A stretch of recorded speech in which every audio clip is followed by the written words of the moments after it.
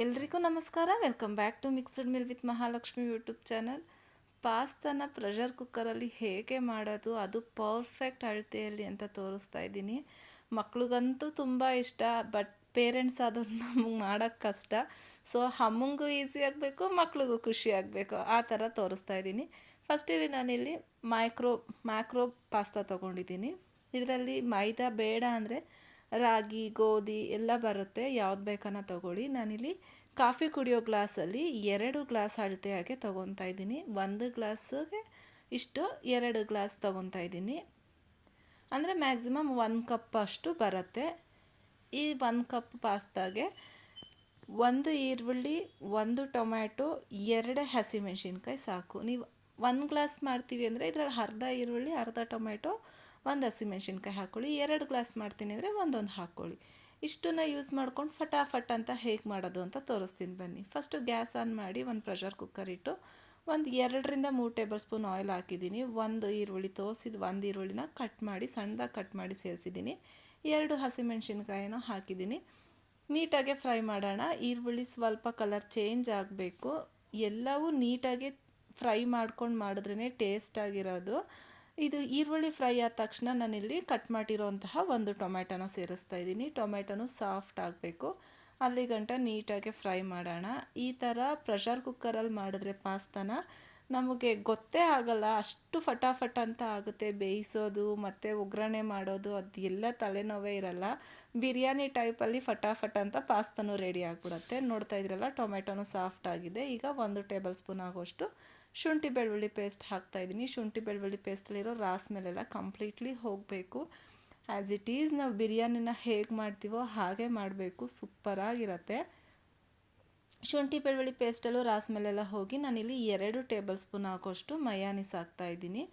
ನೀವು ಈ ಥರ ಮಯಾನೀಸು ಟೊಮೆಟೊ ಕೆಚಪ್ ಹಾಕ್ಕೊಂಡು ಮಾಡ್ಕೊಂಡ್ರೇ ಕ್ರೀಮಿ ಟೆಕ್ಸ್ಚರಲ್ಲಿ ಬರೋದು, ಇಲ್ಲಾಂದರೆ ಟೊಮೆಟೊ ಗೊಜ್ಜಿಗೆ ಪಾಸ್ತಾ ಹಾಕಿ ಕಲಿಸ್ದಂಗೆ ಇರುತ್ತೆ. ಹಾಗಾಗಿ ನಾನಿಲ್ಲಿ ನೀವು ರೆಸ್ಟೋರೆಂಟ್ ಸ್ಟೈಲಲ್ಲಿ ಬೇಕು ಅಂದರೆ ಮಯಾನೀಸು ಟೊಮೆಟೊ ಕೆಚಪ್ ಎರಡೂ ಹಾಕಲೇಬೇಕು. ಮಯಾನೀಸ್ ಹಾಕಿ ಲೈಟಾಗಿ ಫ್ರೈ ಮಾಡಿದ್ದೀನಿ. ಇವಾಗ ಒಂದು 3 ಟೇಬಲ್ ಸ್ಪೂನ್ ಆಗೋಷ್ಟು ಟೊಮೆಟೊ ಕೆಚಪ್ ಹಾಕ್ಕೊಂಡಿದ್ದೀನಿ. ಹೆಚ್ಚು ಕಮ್ಮಿ ಮಾಡ್ಕೊಬೋದು ಟೊಮೆಟೊ ಕೆಚಪ್ಪು. ಇದನ್ನು ನಾನು ಫ್ರೈ ಮಾಡ್ತಾಯಿಲ್ಲ, ಜಸ್ಟ್ ಮಿಕ್ಸ್ ಮಾಡ್ತಾಯಿದ್ದೀನಿ ಅಷ್ಟೇ. ಮಿಕ್ಸ್ ಆದಮೇಲೆ ಇವಾಗ ಸ್ವೀಟ್ನೆಸ್ ಆಗಿರುತ್ತೆ ಟೊಮೆಟೊ ಸಾಸು ಮಯಾನೀಸ್ ಎಲ್ಲ ಹಾಕಿರೋದಕ್ಕೆ. ಸೊ ಬ್ಯಾಲೆನ್ಸ್ ಮಾಡೋದಕ್ಕೆ ನಾನಿಲ್ಲಿ ಸ್ವಲ್ಪ ಸ್ಪೈಸಸ್ ಪೌಡರ್ನ ಹಾಕ್ತಾಯಿದ್ದೀನಿ. ಅಂದರೆ ಒಂದು 1/2 ಟೇಬಲ್ ಸ್ಪೂನ್ ಆಗೋಷ್ಟು ಚಿಲ್ಲಿ ಪೌಡ್ರು ಹಾಕ್ತಾಯಿದ್ದೀನಿ. 1/4 ಟೇಬಲ್ ಸ್ಪೂನ್ ಆಗೋಷ್ಟು ಧನಿಯಾ ಪೌಡ್ರ್ ಹಾಕ್ತಾಯಿದ್ದೀನಿ. 1/4 ಟೇಬಲ್ ಸ್ಪೂನ್ ಆಗೋಷ್ಟು ಗರಂ ಮಸಾಲ.